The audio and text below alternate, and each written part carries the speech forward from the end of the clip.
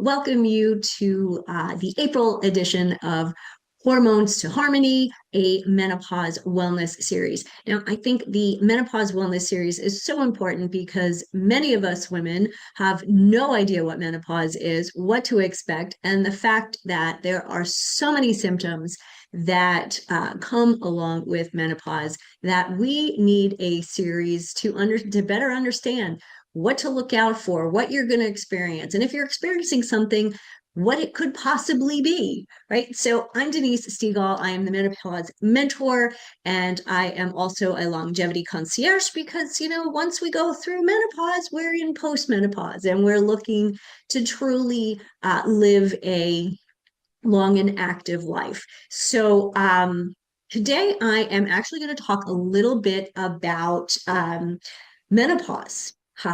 Is it secretly sabotaging your career and your relationships?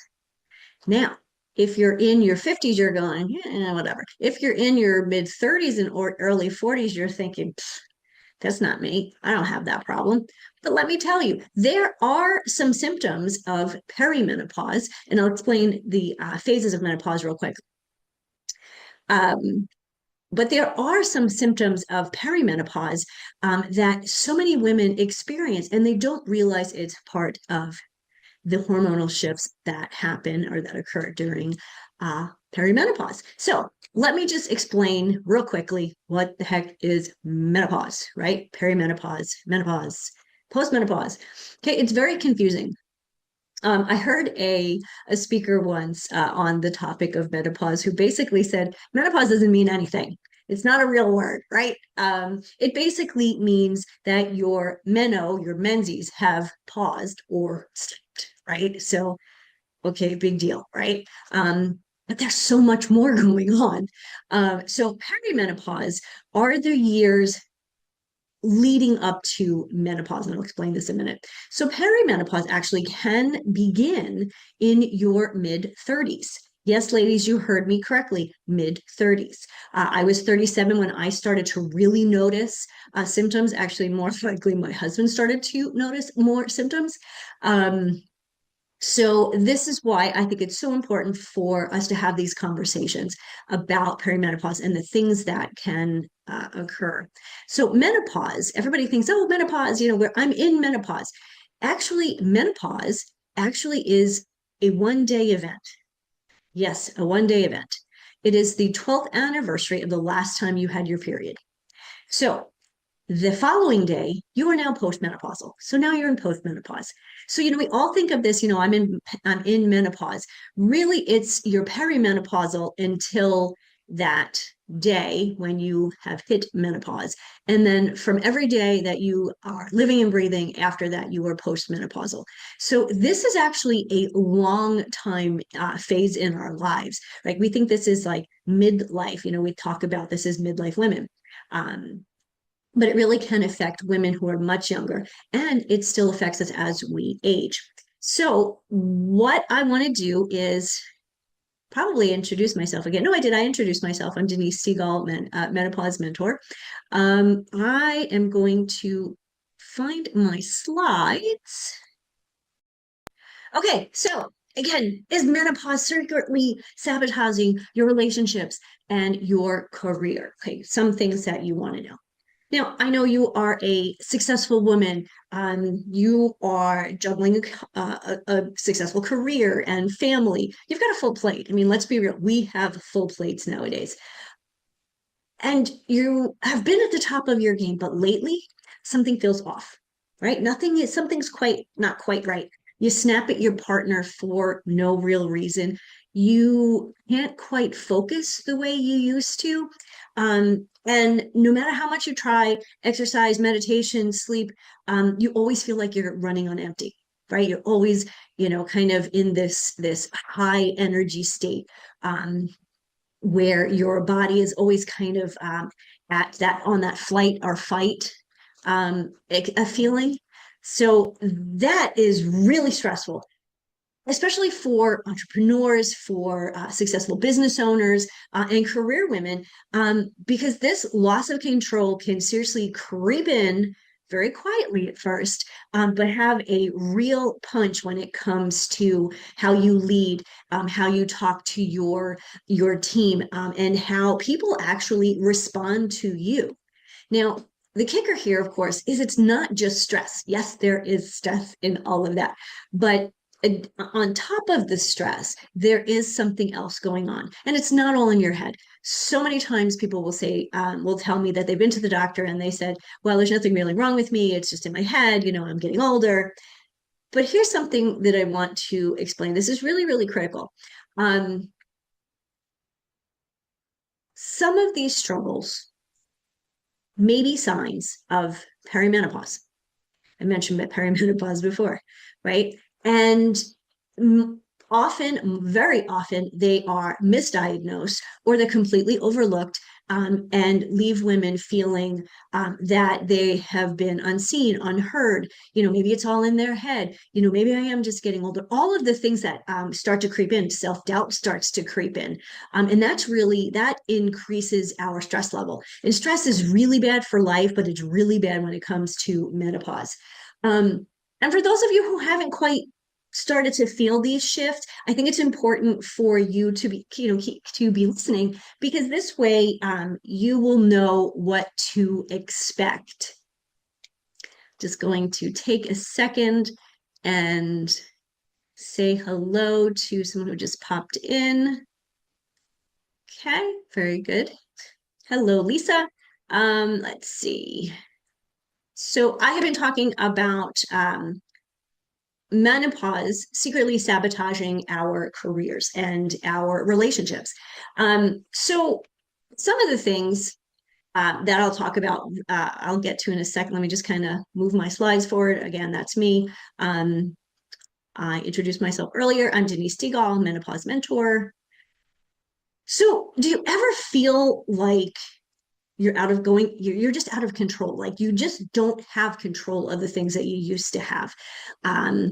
Things like your career, all of the things that you've worked up to in your career, in your business, whatever it may be. And you reach a certain level of success, and you still have the drive and you still have these dreams, but yet your body is kind of going, I don't know if I can do this. How about when you're at home? Like, do you just not have the energy to do things that you used to do or enjoy doing? Does this lady over here on the bottom right kind of look like you sometimes? Like, I just can't take it anymore. I don't know what's going on. I don't feel good. I don't have energy. I have a headache. I just don't feel like myself. Well, if that is the case, you are not alone. There are so many women who are in this same boat. Yet the challenge is we've never really talked about it. If you look at or ask your mom, ask your grandmother, what menopause was like for them, they really can't give you an answer because it's not something they are comfortable talking about. My mother apparently, as when my sister and I were chatting with her one day, she said, well, I didn't really go through any of that. And my sister and I, of course, looked at each other like, oh, lady, yeah, you did, because you were crazy for 2 years. And of course, this was at a time where hormone replacement therapy and all of the supplements that we have to help manage perimenopause and menopause, we really didn't have those at the time that my mom was going through menopause, and potentially yours too. So it's really stressful when you don't know what's going on, and you're to go to the doctor and they're not really helpful either. Why this is important is so often the things we go to the doctor for are misdiagnosed. They diagnose depression, stress, anxiety, low energy. If you go to the doctor and you've been having mood swings or you're just not quite feeling yourself, these are the things that the doctors would tell you. Oh, you have mild depression. Well, it's, you have additional stress. You have to work on your stress. You're struggling or suffering with anxiety. And the low energy, I mean, you're busy. So of course, and they'll tell you, get more sleep, which is great. We should do that.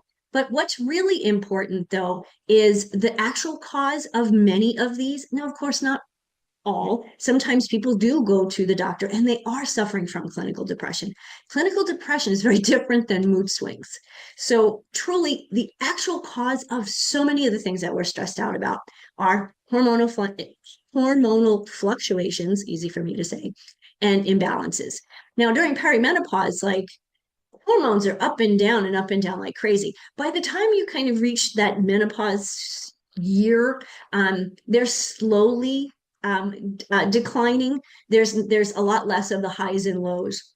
I mean, think about when you were when you were started to get your period, PMS, premenstrual syndrome, mood swings. Those are the things that we often talk about when we're just starting our menses.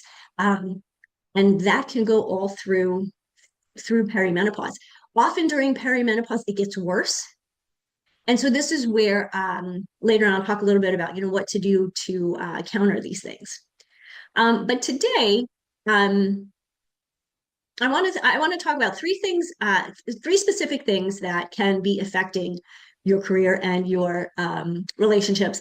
But in what ways? Obviously, your work. If you don't have the energy, if you're getting headaches, if you have mood swings, all of the early phases of or all the early symptoms of menopause or perimenopause, that can affect your work, right? And if you're working with people who don't understand what you're going through, that can be a real challenge because they're looking at you like, what's wrong with you? You're not keeping up with your workload, or you show up late, or you're difficult to talk to, whatever it may be, right?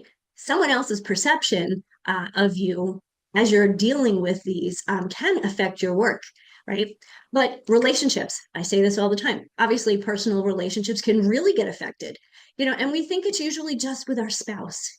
But what about the kids? Like I mentioned before, my mom was a crazy lady for like 2 years, and I'm really glad she doesn't watch this because she'd be really mad at me telling you guys that. But she was really difficult. Like we didn't know from 1 minute to the next, almost, what her moods were going to be like. And that was really stressful as a teenager who's already going through stuff on herself, right? So relationships can be affected. And then, of course, if you don't feel good and you have a headache and you're moody, how does that affect having fun? Well, you don't want to do it, right? You don't spend the time with your friends. You start to, not answer their phone calls, or you don't respond to texts, things like that. And so you start to spend more and more time alone, which is never a good thing because you need that community. You need those people to say, hey, this is, I'm going through this too. So the important piece here is being aware of what's happening and what could be causing it is going to help you with prevention, and being able to go to your doctor with good information. Never go to a doctor and just say, Doc, I don't know what's wrong with me. This is your time to write down what's going on. How do you feel? All of the symptoms. And I'm a big fan of logging everything. All of my clients hate it, but I always have them log their food, especially for the first 2 weeks, their food, their mood, their activities, their energy level. You'd be amazed at how when you start doing that for a few weeks, you'll start to see patterns. By 3 o'clock in the afternoon, many, many days, especially when I first moved to Minnesota, and I'll tell you about that later, I had a really bad headache by 3 p.m. So I knew I had a headache most days, but I didn't realize until I started tracking. So we'll talk a little bit more about that in a few. So key symptoms, we're going to talk about mood changes, sleep disturbances, and headaches. I definitely like to talk about headaches because I'm someone who is prone to them. And during not so much perimenopause, but when I got closer into my menopause year, those headaches went crazy. And again, it's because of the fluctuating hormones. So to talk about hormones, speaking of hormones, I love this. I have a couple of these slides. This is from my friends over at the Happy Hormone Cottage in Ohio. And this is just kind of a quick snapshot of what your hormones do. Now, hormones for a woman, we always think of them as, they're our sex hormones, they're our reproductive hormones. Progesterone, estrogen, and testosterone do so much more, ladies. Um, Progesterone, that starts dropping when you're 35. That's when you start to notice you're not sleeping as well. Maybe your moods are going, kind of a little bit wonky. 35, yes, that's when it starts to drop. And I think I have a slide in a few minutes that will actually show by age how quickly that drops. Now, estrogen, this amazes me, has either between 300 and 400 jobs that it performs in the body. At the time we created this slide, we knew of 300. There has been some additional research that's showing that it's probably closer to 400 jobs that that estrogen does in our body. That's a lot, right? One of them is to protect our cognitive function. It's cardioprotective. Well, there's maybe a connection there for why heart disease is the number one killer of women as they get older, as their estrogen starts to drop. Kind of amazing, right? I'm not going to get really too deeply into this in this talk, but certainly in other conversations, I'll talk a little bit more about estrogen and progesterone. Testosterone, just real quick, helps build new bone. Definitely, it's a sex hormone. We need that, and it helps with energy. I mentioned before, the sleep disturbances, energy, all of those things. We need all three of these hormones. And of course, there are other hormones that come into play, but these are the three main ones that I'd like to talk about. Let's see. Da, da, da. Fluctuating moods. No, it's not all in your head. Sometimes I think it is all in my head because my moods at one point in time just were all over the place. And it was like every hour I felt a little different. But with the estrogen and progesterone shifts, you're going to experience irritability. And this is where that anxiety, depression piece came in, like I mentioned earlier. Irritability, definitely, we know that. But the sadness and the anxiety, it is elevated during these hormonal fluctuations. Part of it has to do with sleep, which I'll talk about in a few minutes. When we're not sleeping, our cortisol levels, there we go, another hormone, right? Well, cortisol levels are constantly elevated. Those are our flight or fight. I'm going to say that right at some point in my life. Hormones, right? And of course, when they're elevated all the time, of course, we're going to feel a little bit of anxious, a little bit of stress there. And of course, stress, everybody has a little bit of stress. A little bit of stress in life is okay. But when the stress never stops, that's when we need to really look into what we're doing to modify that. Excuse me. If you're an entrepreneur, right? How does this impact? And I may actually put this in here. I may actually have a slide. There we go. How does it impact? It impacts your ability to lead. It impacts it impacts the way your people interact with you, right? Your relationships at home and at work really get a little strained. I remember at one point before I figured out what was going on with me with perimenopause. And again, I mentioned earlier, I was 37 when I really started to notice that I was having perimenopausal symptoms, specifically the mood, the irritability, and really my poor husband, God bless him. I really did snap at him for no reason whatsoever. So relationships are a huge part of the struggles that we have when it comes to perimenopause, right? But also we start second guessing ourselves. You say something and like, oh, why did I say that? I didn't really mean that.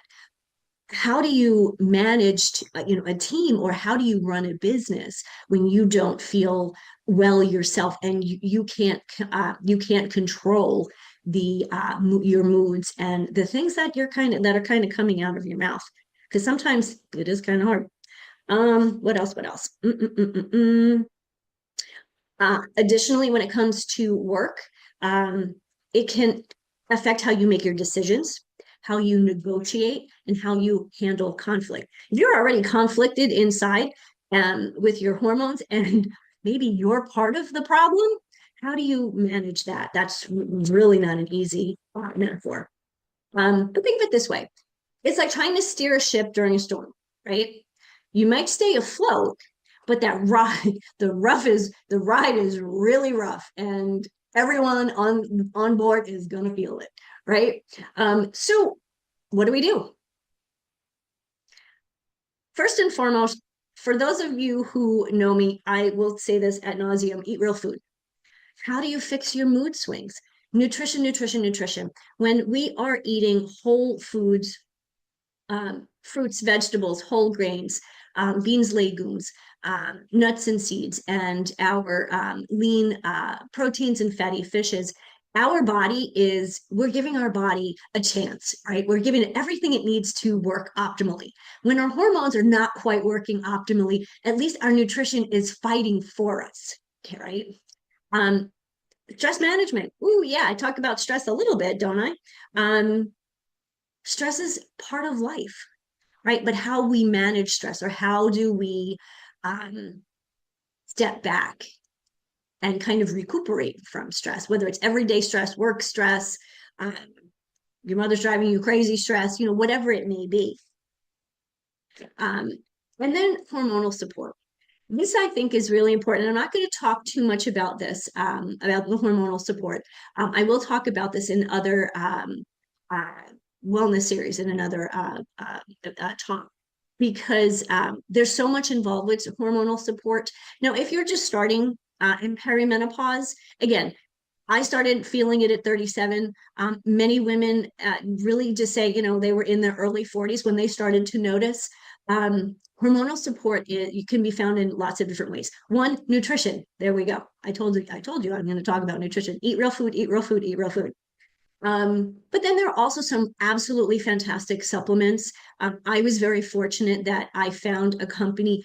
Well, I'd say very early on. It wasn't very early on. It was after like a year and a half of searching and trying things that didn't work, till I found a company that really was fantastic, and I recommend them all the time. And I can give you guys a link at the end. I don't get any kickbacks from them. They don't have an affiliate program. Really wish they did, but I believe in them and their support, hormonal support. And of course, there's also HRT and bioidentical hormones therapy. That's all I'm going to talk about that. The important piece here is to recognize what's going on when it comes to your moods. Again, is there a time in the day where you're doing you feel better, or your mood starts to kind of wane at 3 o'clock? Is it because you're hungry? That can affect it, right? Blood sugar affects our nutrition, or affects our blood sugar. Sorry, wrong circle.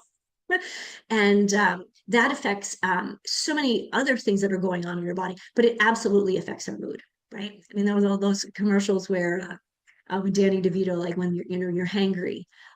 There is something to that, but it also affects us hormonally, and it will definitely affect our mood. So recognize what's going on. Once you recognize, we can find some kind of, I say balance here, but it really is harmony. Nothing's ever balanced, 50-50, right? But we do need to find some kind of harmony with everything that's going on in our life, right? And that's how we thrive. So, anybody have, what, we'll leave questions till the end. Sleep disturbances. This is such a big challenge, and this is really an energy drain for anyone at any age. But at this stage in life, sleep disturbances, whether that's, you fall asleep and then you wake up at 2 o'clock in the morning, you're awake all night, for the rest of the night, or you wake up several times in the night. When we're not getting a good night's sleep, we're not getting that REM sleep, that's interrupted sleep cycle, our cortisol is going up again. Remember, I mentioned again, cortisol. So we're never actually getting out of flight or fight. What else is going on? Let's see. Progesterone, that first one we mentioned in that earlier slide. This is your calming hormone. And this is one of those hormones that starts declining at age 35. Yes, I said that again. Age 35. I know it's really hard to believe, right? You're 35 years old. You're like, most people are like, still having kids at 35. And you're like, wait a minute, menopause, perimenopause? How can that be? It actually can be because that is just what our crazy bodies do, right? When you think how long initially, like people didn't always live very long.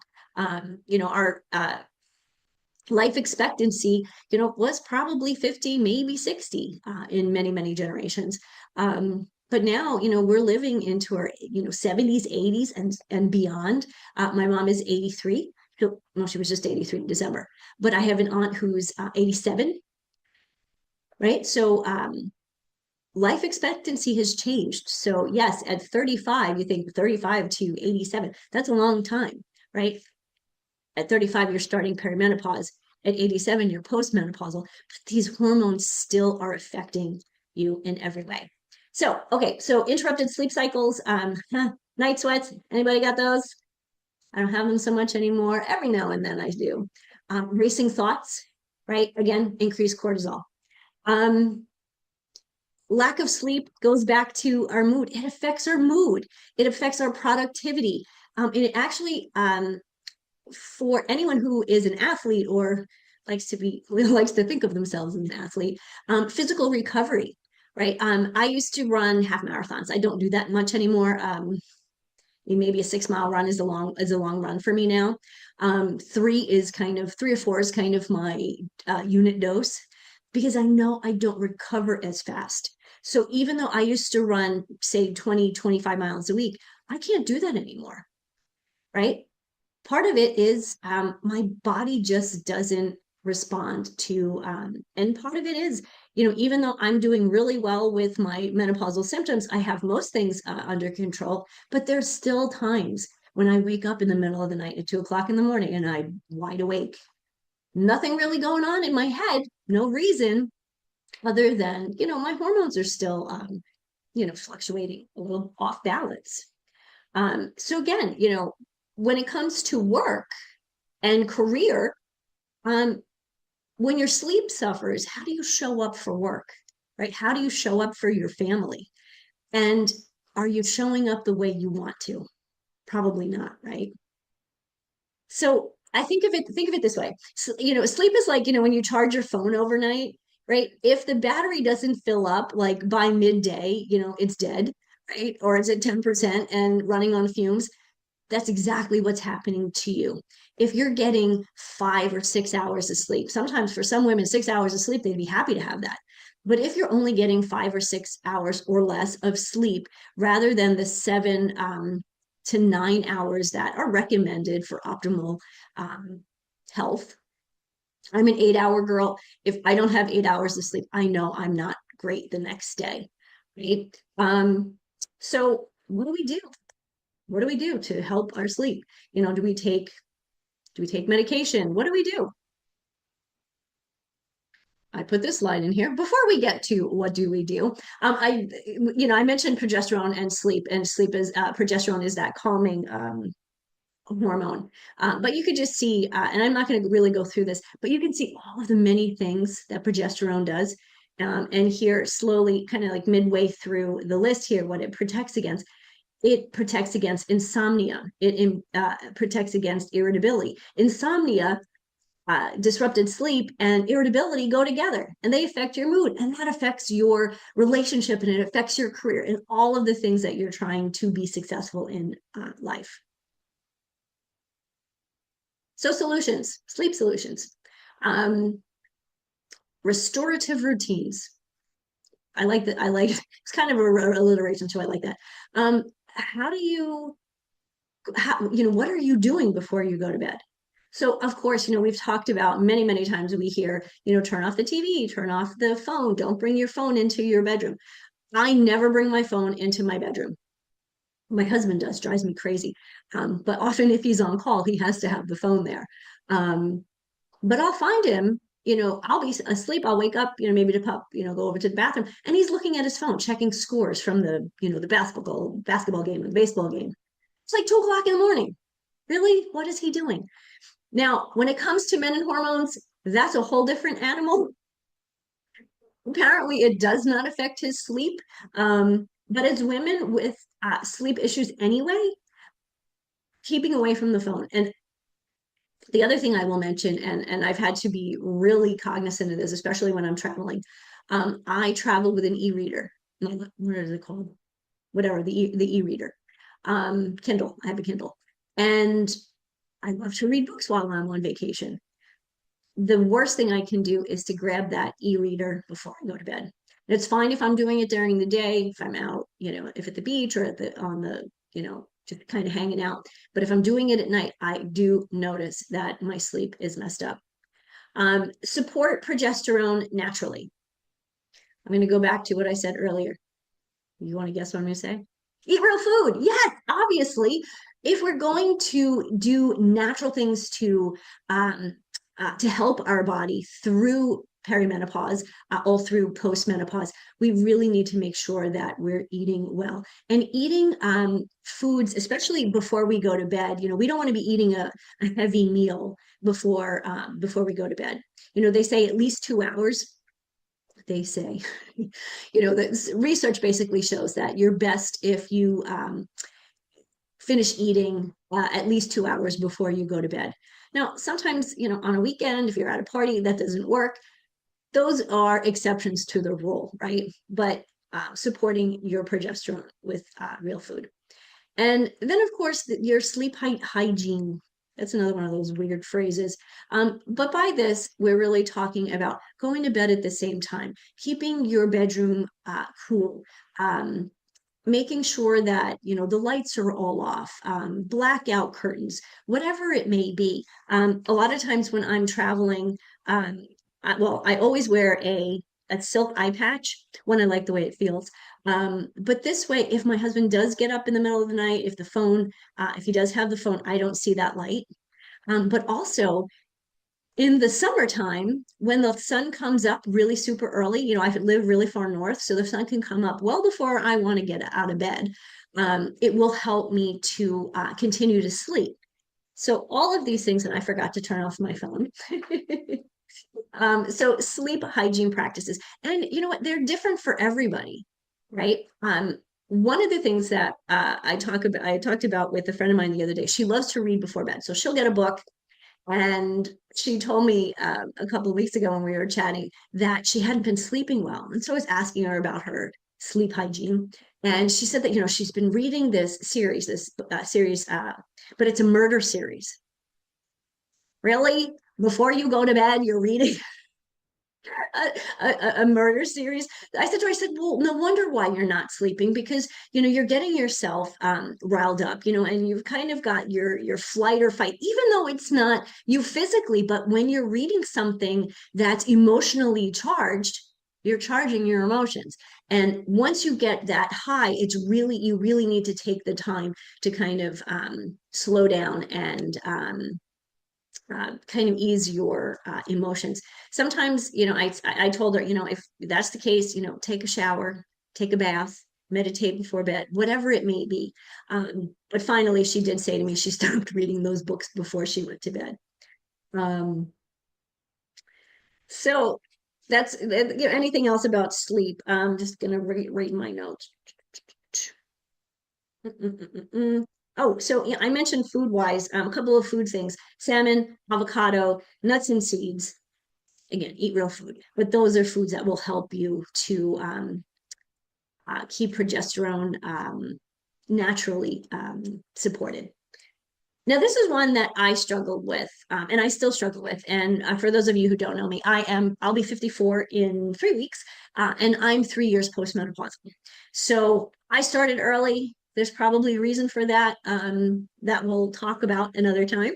But headaches. Now, I had been prone to headaches, stress headaches, tension headaches.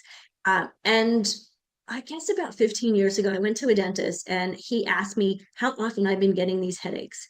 And I looked at him and I went, how do you know I have headaches? He's a dentist. And he said, by looking at the marks on my teeth, I obviously grind or clench my teeth at night. So my headaches subsided a bit. So that was a good thing. Prior to that, though, when I first moved to Minnesota, I live up in southeast Minnesota. Between the cornfields and the cows, basically.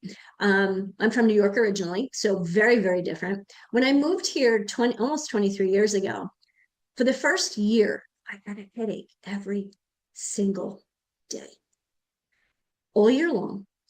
And I thought, this is ridiculous. I mean, seriously, I was living on caffeine and Excedrin. Without them, I couldn't function. And this was by 3 o'clock in the afternoon. And I had mentioned this earlier. When you start tracking, you start to see patterns. So by 3 o'clock in the afternoon, I just had such a horrible headache. I wasn't working at the time. I had just, when I got married and before the year that I moved to Minnesota before I got married, I was volunteering, I was planning a wedding. So I wasn't really doing anything business wise or really that was really stressful. So why was I getting these headaches? Well, went to my OBGYN for my first annual appointment here at the clinic here in Minnesota. And the OBGYN asked me any question, anything else going on. And I told her about these headaches. So she sent me to the neurologist. Went to the neurologist, head of neurology, who knocked on my elbows, knocked on my knees, asked me a couple of questions and said, okay, I'm going to put you on an antidepressant. And I said, what the bleep for? And he's like, well, you want to get rid of these headaches? And I'm like, but don't you want to find out what's causing them? Absolutely had no interest in figuring out what was causing these headaches. But he was going to give me an antidepressant because he said, but we find that a low dose antidepressant, works for, these kind of headaches for girls like you. What? I was like 33 years old. Okay, granted, he was probably 80, but still, I mean, talk about, shocker, like he just dismissing me. And this is one of the challenges that women have. I mentioned this earlier, is that we go to the doctor with these new things that are going on, whether it's anxiety, mood swings, sleep problems, whatever it may be, and they want to give us an antidepressant. 70% of women, middle-aged women, 35 to maybe 50, who go to their doctors with one of these symptoms are prescribed an antidepressant. Now, that doesn't mean that they're all taking them and, filling the prescriptions. I would imagine most of them, like me, are looking at their doctors like, well, thanks for nothing, because it's not what's going on. Obviously, hormonal shifts if hormonal shifts are causing your headaches, an antidepressant's not going to address that, right? Again, there are people who go to their doctor and they truly are struggling from depression. But again, depression is very different from having mood swings. So what's going on with these headaches and these migraines? As your estrogen dips, right, your blood vessels actually, no, your blood vessels and your transmitters. Let me think, hold on. Now I'm not thinking clearly. Your estrogen dips, which disrupts your blood vessels and neurotransmitters, which trigger these headaches. And a lot of times we do just kind of think, oh, it's just stress, tension headache, whatever. I didn't sleep last night, whatever it may be. Allergies. Oh my gosh, I live in Minnesota. So the end of to finish my story about my headaches, I'm allergic to everything that grows in Minnesota, right? I left that doctor. I was chatting with somebody who ended up being an ear, nose, and throat doctor. And he said to me, he goes, you might want to try Claritin. Guess what? Claritin took care of much of those headaches, especially early on. Now, at this stage in my life, as I'm a little bit older and my hormones are definitely, kind of declining or have been declining, I do get headaches a little bit more frequently, and not tension headaches, but some serious headaches. But again, when you have a good amount of estrogen, like a optimal amount of estrogen, you're going to have fewer hormone related headaches. I mean, right, right, Denise. This is an interesting fact. You actually have increased connectivity in your brain. So estrogen, I mentioned earlier, I keep saying that estrogen actually is neuroprotective. Right? It's cardioprotective, it's neuroprotective. That's because there's a lot more going on. Estrogen is actually helping your brain to function better. So when you start to decrease, your memory also starts to decrease. That's where the brain fog comes in. And a lot of people who I talk to, a lot of my clients tell me, the headaches and the brain fog kind of come together. Now, I don't know if that's everybody. I've noticed that myself, on and off. Um, but I'm really fortunate that I have been through this journey. I've been on the journey since I was 37, and I hope to be on this journey till I'm really, really old and really far into old age. Um, so the memory piece is another aspect of um, the headaches and the estrogen challenges. So when we have high estrogen, we've got great memory, right? You can think of things, you can make decisions, really good decisions, snap decisions, but they're good, solid decisions, right? As we start to lose that estrogen, again, you're going to get those headaches that are triggered. It's going to disrupt those neurotransmitters. We're not going to think as clearly. That, again, is where we kind of find we have lack of clarity, a little bit of brain fog, and doing things. It just takes longer to do things. Part of it is brain fog. You're just kind of sitting there scratching your head going, wait, what was I doing? Oh, okay, right. Or you walk into a room and you go, oh, what did I come in here for? That happens a little bit more. Now that's typical, like that is typical of aging, but a little bit of that has to do with the drop of estrogen. um, when you have a headache, think about this. You have less patience. Again, your lack of clarity, lack of ability to perform, whether that's at work, with your family. Think about driving a car. If you're driving and you're stuck in traffic and you have a headache, how much worse that is. Do you make good decisions then? Probably not. Excuse me. Um, the way I always think of a headache now, for years, I was one of those people that had like kind of a low grade headache for a very long time, especially like I mentioned that first year that I lived here. And it was kind of like static in the background. Remember, remember the radio? When you play the radio in the car and you just hear this, this like just constant static. It wasn't really loud, but it was there. And you can still function, right? But and you could still hear the music, but it would kind of fade in and out, right? So it's draining. Like those low grade headaches can be really, really draining. So here we go. Let's talk a little bit about estrogen. I mentioned this earlier. This diagram again is from my friends over at Happy Hormone Cottage in Ohio. If you live in Ohio, I absolutely recommend, if you're 35 and older, to place a call with them because they're just phenomenal. So here's our hormone levels, right? So again, estrogen affects our mood, it affects those headaches, it affects our energy, all the things that estrogen does is quite amazing. Again, I mentioned 300 to 400 jobs that estrogen has in our female body, right? Heart protection, brain protection, protects against Alzheimer's, against osteoporosis, also thyroid disease. How many women do you know in their 60s, 70s, into their 80s, like my mom for the last 20 years, has had hypothyroidism? And it turns out that the lack of estrogen has affected that. So, as she puts it, and her friends put it, well, it just happens as you get older. You're just going to have a thyroid. You're just going to have a thyroid issue. It's actually not a thyroid issue. It's a lack of estrogen issue. So it's just amazing that estrogen plays such a huge role in our life. And, we think it's just something we need for sex and for having children, fertility, but this is something that absolutely affects every aspect of our life in every stage of our life. So just a little bit about that, and I just put this in here because I really love to show this diagram. So here we go. So in your 20s, your estrogen's not completely up there because you're still working on you're still kind of teenager, early adult. But as you see, from 20 to 30, estrogen increases. At 35, that's when we're like at the top of our hormone levels. But then you can see at age 40, it starts to drop. Look at this at age 50. Like you got half the amount of hormone, estrogen. I mean, I kind of wonder if you're taller, if you have more estrogen. Probably not. I'm only 5 foot tall.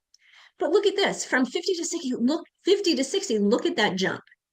And then for ladies that are in their 70s and 80s, no wonder why women start to really struggle with so many health challenges. I don't want to call them diseases because there are different things from the time we start in our 50s, right? So estrogen is essential, and estrogen, as it drops, is going to affect your those headaches. So solutions, I love solutions. For some people, they're kind of not really solutions, but for some people, it's like, oh yeah, duh. One, balance hormones. The best way to find, to balance hormones, or at least to have them in harmony, is to take a test. Your regular doctor will fight you on it, but you can get them to agree to a full hormone panel. I get a Dutch test, which is from a functional medicine doctor, who I have in addition to my regular doctor. And what's important is, when it comes to those tests, they're not 100% because they're taking, whether it's blood or urine or saliva, they're taking basically just a snapshot of where you are today at this moment. The Dutch test actually takes, it's a urine test over 24 hours. So it's a little bit, it gives you a little bit more time, but still, we know our hormones are constantly fluctuating. So again, it's a snapshot. But what I think is important is you need to know where you are, right? You've got all these things happening, the headaches, the sleep disturbances, the mood challenges, all of these things. And I'm only touching on three issues or three symptoms of menopause today. All of those things we're just affected by so many different things. So when we know where we are hormonally, it gives us the ability to say, okay, well, this is where I was today. For example, when I took my first Dutch test, my estrogen and my testosterone were both, like, literally, if you're looking at, like, if the way they measure it is like a gas tank, full is great. Mine was on empty. No wonder why I was suffering so much, right? And so my regular doctor's like, well, it doesn't really show. Empty is empty. Right? It wasn't like, oh, it's just a little less than full. No, this was empty. So again, it's a great way to understand where you are today, so you can progress and you really, kind of help yourself to move forward. Because if we don't know our own body, our doctors really can't help us. Most of our OBGYNs are not trained in menopause. The word perimenopause was never even used when I was going through it at 37. No one, even the menopause specialist, did not mention the word perimenopause. So ladies, if you're 35 and over, there are hormonal changes, fluctuations that are happening. We just need to know what's going on in our body and how to help it. So again, back to headache solution, hydration and nutrition. So many people will say to me, oh yeah, well, I drink water.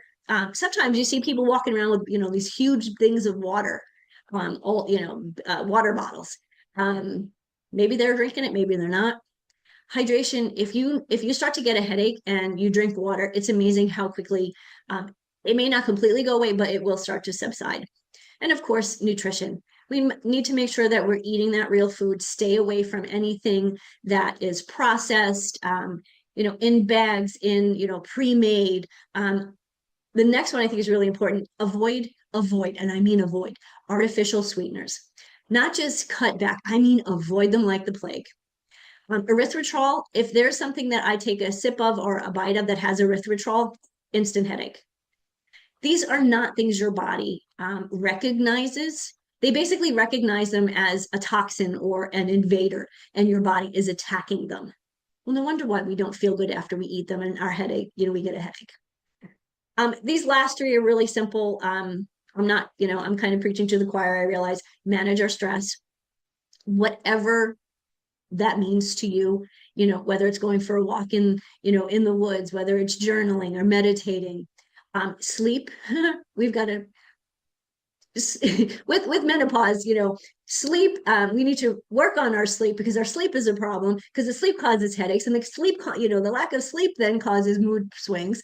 So you can see where this is all connected, right? And truly, this is an opportunity to track your symptoms, track your food, track your mood, track your energy, anything that makes sense to you. Like some days I this morning I worked out this morning. I today was a weight day. Um, Now I know when I was doing some of my weights, like, I did it. I was working out about an hour and a half later than I normally do. Huh, felt a little bit stronger in some of the exercises that I was doing. So I could lift a little bit heavier. I wonder why that is. Track that. I tracked that. Well, of course, why? I hadn't eaten this morning. I typically don't eat a lot before I work out, but because I worked out a little bit later, that affected my body. So all of these things we need to know, like, you know your body better than anyone, right? It's always giving you signals. This is a time to pay attention to those signals. And truly, recognizing that, the hormonal roots that truly this will lead to effective prevention, heart disease, Alzheimer's disease. Another thing that I think that's important with headaches, I mentioned hydration and nutrition. Another piece is magnesium.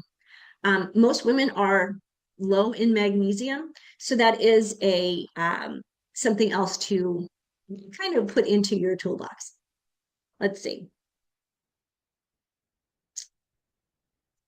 Okay, so symptoms, they're signals. They're not random. Once you understand what's going on, then you are in control. I started this presentation by saying, do you ever feel like you're out, losing control? Our hormones can absolutely make us feel like we're going out of control. But with understanding and taking a proactive approach, we can absolutely control what is happening.